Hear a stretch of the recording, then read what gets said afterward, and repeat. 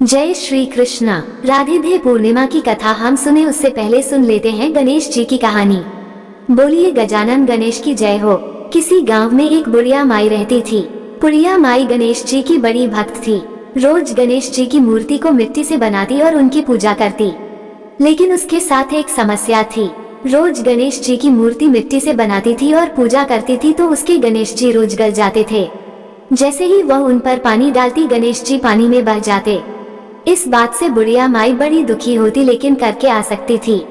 वह रोज गणेश जी की मूर्ति बनाती रही और पूजा करती रही। एक दिन की बात है, उसके पड़ोस में एक सेठ जी का मकान बन रहा था। तब उसने देखा कि वहाँ पर मिस्त्री काम कर रहे हैं, तो मिस्त्री के पास गई और जाकर बोली कि तुम मेरे लिए पत्थर का गणेश जी बना दो। मैं गणेश जी की पूजा करती हूँ, रोज मिट्टी से गणेश जी बनाती हूँ, मेरे गणेश जी रोज बह जाते हैं, मुझे बड़ा दुख होता है, तुम मेरे लिए पत्थर का गणेश जी बना दो।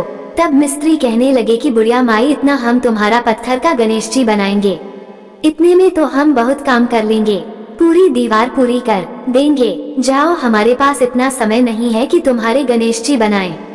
मिस्त्री की बातें सुनकर बुढ़िया माई को बहुत बुरा लगा। उदास होकर वो अपने घर चली गई। बुढ़िया माई को उदास देखकर, अपने भक्त का ऐसा निरादर देखकर गणेश जी भगवान को क्रोध आ गया और सेठ की दीवार टेढ़ी हो गई। जब मिस्त्रियों ने दीवार बनाई तो देखा दीवार तो टेढ़ी है। उन्होंने दीवार गिरा दी, फिर से बनाने लगे, बार बार बनाते रहे, लेकिन जैसे ही दीवार बनाते दीवार टेढ़ी हो जाती। अब तो मिस्त्रियों को भी हैरानी होने लगी, ये सब क्या हो रहा है। करते करते शाम हो गई लेकिन दीवार पूरी ना हुई। शाम को सेठ जी आए तो आकर देखते हैं कि आज कुछ भी काम नहीं हुआ। तो आकर मिस्त्री से बोले कि आज तुमने कुछ भी नहीं किया। तब मिस्त्री ने सारी बात बता दी। कहने लगे, सेठ जी, हम तो सुबह से दीवार बना रहे हैं, लेकिन जैसे ही दीवार पूरी करते हैं दीवार टेढ़ी हो जाती है, पता नहीं क्या हो रहा है। तो सेठ जी ने पूछा कि आज सारे दिन में क्या क्या हुआ, मुझे सब बताओ। तब मिस्त्री कहने लगे कि एक बुढ़िया आई थी, कह रही थी कि मेरे गणेश जी बना दो पत्थर के। हमने नहीं बनाए और कह दिया कि इतना हम तुम्हारे पत्थर के गणेश जी बनाएंगे, इतने में तो दीवार पूरी कर लेंगे। बस बुढ़िया माई के जाते ही हमारी दीवार टेढ़ी होनी शुरू हो गई। तो सेठ जी समझ गए कि यह तो गणेश जी का दोष लग गया। सेठ जी बुढ़िया माई के घर गए, जाकर बोले कि बुढ़िया माई, हम तुम्हें सोने का गणेश जी खड़ा कर देंगे, बस तुम हमारी दीवार सीधी कर दो। गणेश जी से प्रार्थना करो कि वे हमसे नाराज ना हो। देखो तो जरा, गणेश जी के रुष्ट होने से हमारा सारा काम वहीं का वहीं अटका पड़ा है, दीवार भी नहीं बन रही। तब बुढ़िया माई सेठ जी के मकान पर गई और उसने गणेश भगवान से प्रार्थना की कि हे गणेश भगवान, आप इनसे रुष्ट ना हो। तब गणेश जी भगवान बुढ़िया माई की प्रार्थना स्वीकार करते हैं और सेठ की दीवार सीधी हो जाती है। अपने कहे अनुसार सेठ जी बुढ़िया माई को सोने के गणेश जी बनवा कर देते हैं।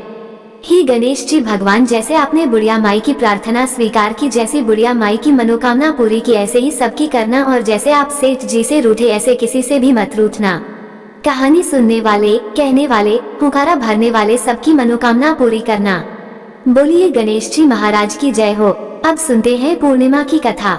एक समय की बात है, द्वापर युग के समय माता यशोदा जी ने भगवान कृष्ण से पूछा, हे कृष्ण, तुम तो सारे संसार के पालन करता हो, मुझे कोई ऐसा व्रत या उपाय बताओ जिसे मृत्यु लोक में किसी भी स्त्री को कभी विधवा होने का भय न रहे, न ही उसे निसंतान होने का दुख मिले।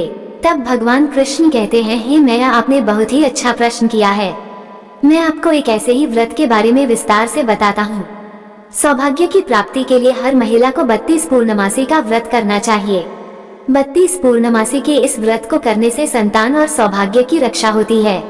हे मैया, ये व्रत अचल सौभाग्य देने वाला है और भगवान शिव के प्रति मनुष्य मात्र की भक्ति को बढ़ाने वाला है। तब मैया यशोदा जी कहती हैं, हे कृष्ण, इस व्रत को मृत्यु लोक में सबसे पहले किसने किया?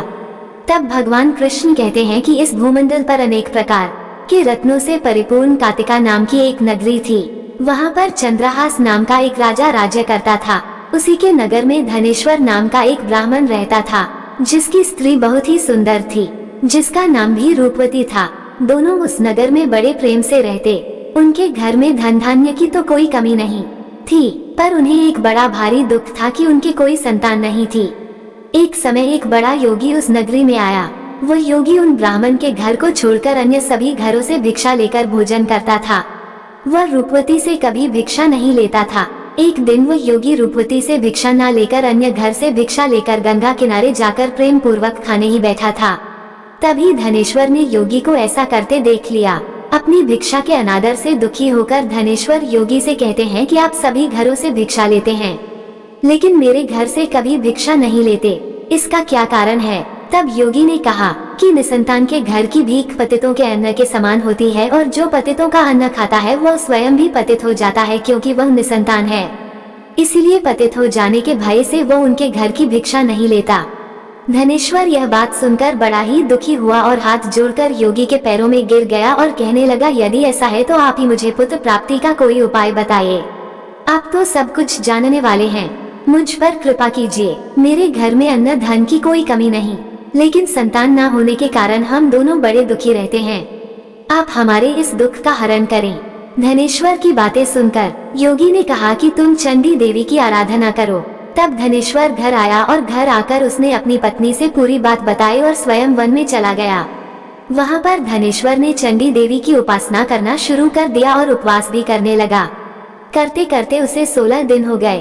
तब चंडी देवी ने 16वें दिन उसे सपने में दर्शन दिए और कहा कि उनके यहाँ पुत्र होगा, पर वो केवल 16 वर्ष की आयु तक ही जीवित रहेगा, उसके बाद उसकी मृत्यु हो जाएगी। यदि दोनों पतिपत्नी 32 पूर्णिमाओं का व्रत विधि पूर्वक करेंगे तभी वह दीर्घायु होगा। जिसकी जितनी सामर्थ्य हो आटे के दिए बनाकर भगवान शिव जी भगवान का पूजन करें, लेकिन पूर्णिमा के दिन 32 दिए जलाएं। प्रातः काल होने पर इस स्थान के समीप तुम्हें एक आम का वृक्ष दिखाई देगा। उस वृक्ष पर चढ़कर तुम फल तोड़ लेना और अपने घर चले जाना। अपनी स्त्री से कहना कि ऋतु स्नान करने के बाद स्वच्छ होकर श्री शंकर भगवान का ध्यान करके उस फल को खा लेगी। शंकर भगवान की कृपा से वो गर्भवती हो जाएगी। जब धनेश्वर अगले दिन प्रातः काल उठा तो उसे उस स्थान के पास एक आम का पेड़ दिखा। उस पर बहुत सुंदर आम का फल लगा हुआ था। तब ब्राह्मण ने आम के पेड़ पर चढ़कर फल को तोड़ने का प्रयास किया, पर कई बार कोशिश करने के बाद भी वह पेड़ पर नहीं चढ़ पाया। तब तो ब्राह्मण देव को बड़ी चिंता हुई और उन्होंने सोचा कि अगर वह फल नहीं तोड़ पाए तो उनकी तपस्या का कोई फल नहीं मिलेगा। तब वो विघ्न विनाशक श्री गणेश जी भगवान की वंदना करने लगे कि वो उस पर कृपा करें और इतनी शक्ति दे कि वह अपना मनोरथ पूरा कर सके। तब गणेश जी से प्रार्थना करने पर उनकी कृपा से धनेश्वर वृक्ष पर चढ़ गया और उसने उस सुंदर आम के फल को तोड़ लिया।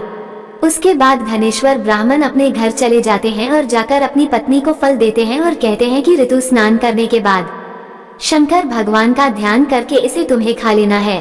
तब उनकी पत्नी पति के कहे अनुसार उस फल को खा लेती है और शंकर भगवान की कृपा से गर्भवती हो जाती है। देवी जी की असीम कृपा से एक सुंदर पुत्र उन्हें प्राप्त होता है, जिसका नाम वे देवीदास रखते हैं। वह बालक शुक्ल पक्ष के चंद्रमा की भांति अपने पिता के घर में बड़ा होने लगता है। भगवान की कृपा से वह बालक बहुत ही सुंदर सुशील, विद्या पढ़ने में बहुत ही निपुण हो गया। दुर्गा जी की आज्ञा के अनुसार उसकी माता ने 32 पूर्णमासी का व्रत करना आरंभ कर दिया, जिससे कि उनका पुत्र बड़ी आयु वाला हो जाए। 16वां वर्ष लगते ही देवीदास के माता पिता को तो बड़ी चिंता हो गई कि कहीं उनके पुत्र की इस वर्ष मृत्यु ना हो जाए। तब उन्होंने मन में विचार किया कि यदि ये दुर्घटना उनके सामने हो गई तो वे सहन नहीं कर पाएंगे। तब देवीदास के मामा को बुलाया और कहा, हमारी एक बहुत बड़ी इच्छा है कि देवीदास 1 वर्ष तक काशी में जाकर विद्या का अध्ययन करें। उसको हमें अकेला भी नहीं छोड़ना चाहिए, इसलिए आप उसके साथ चले जाएं। 1 साल के बाद आप इसे वापस ले आना। तब सारा प्रबंध करके माता पिता ने देवीदास को एक घोड़े पर बैठाकर उसके मामा के साथ भेज दिया। उन्होंने मामा या किसी और को ये बात नहीं बताई कि यह अल्पायु है। धनेश्वर ने अपनी पत्नी के साथ माता भगवती के सामने मंगल कामना की और अपने पुत्र की दीर्घायु के लिए भगवती की आराधना और पूर्णमासी का व्रत करना आरंभ कर दिया। इस प्रकार बारंबार 32 पूर्णमासी का व्रत उन्होंने पूरा किया। उधर देवीदास और उनके मामा रात बिताने के लिए एक गांव में ठहरे। वहीं पर एक ब्राह्मण की सुंदर लड़की का विवाह होने वाला था। जहां बारात रुकी हुई थी, वे दोनों भी वहीं पर ठहरे हुए थे। लड़की ने देवीदास को देखा और उस पर मोहित हो गई और देवीदास से विवाह करने को कहने लगी। देवीदास तब अपनी अल्पायु के बारे में बताता है और कहता है कि उसकी आयु बहुत कम है। तब लड़की कहती है कि कोई बात नहीं, जो उनकी गति होगी वही उसकी भी हो जाएगी। इसके बाद देवीदास और उस लड़की का विवाह हो जाता है। दोनों भोजन करते हैं। सुबह देवीदास अपनी पत्नी को 3 नगों से जड़ी हुई एक अंगूठी और एक रुमाल देते हैं और कहते हैं कि मेरा जन्म और मरण देखने के लिए एक पुष्प वाटिका बना लो, और यह भी कहा कि जिस समय और जिस दिन उनके प्राणों का अंत होगा ये सभी फूल सूख जाएंगे। अगर यह फिर से हरे हो जाए तो जान लेना कि मैं जीवित हूँ। भगवान श्री कृष्ण कहते हैं कि इस प्रकार देवीदास काशी विद्या अध्ययन के लिए चला गया।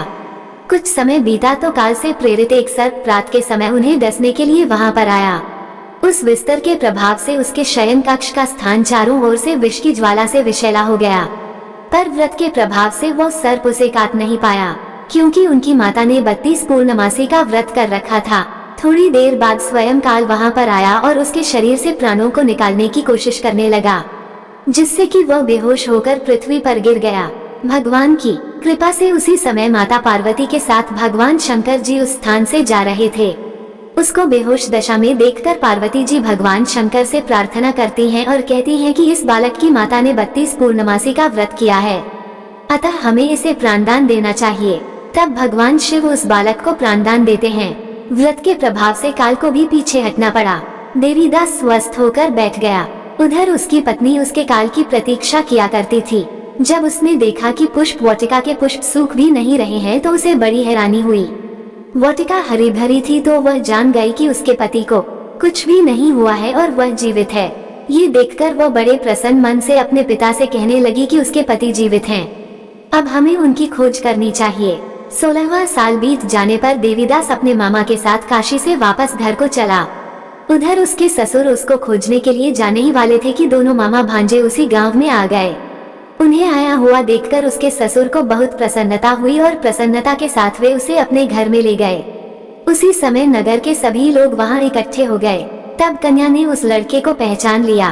कुछ दिन बाद देवीदास अपनी पत्नी और मामा के साथ बहुत से उपहार और बहुत सा धन देकर अपने नगर को चले। जब अपने गांव के पास पहुंचे तो कई लोगों ने उसको देखकर उसके माता पिता को पहले ही खबर कर दी कि उनका पुत्र देवीदास अपनी पत्नी और मामा के साथ आ रहा है। उनके साथ बहुत सा धन भी है। ये सब सुनकर माता पिता को बहुत ही प्रसन्नता हुई। पुत्र और पुत्रवधू के आने की खुशी में धनेश्वर ने बहुत बड़ा उत्सव मनाया। भगवान श्री कृष्ण कहते हैं कि धनेश्वर 32 पूर्णमासी युग के व्रत के प्रभाव से पुत्रवान हुआ। जो भी कोई व्यक्ति इस व्रत को करता है उसे जन्म जन्मांतर के पापों से छुटकारा प्राप्त होता है। उसकी सभी मनोकामनाएं पूरी होती है और उसके घर में अन्न धन के भंडारे भर जाते हैं। बोलिए कृष्ण भगवान की जय।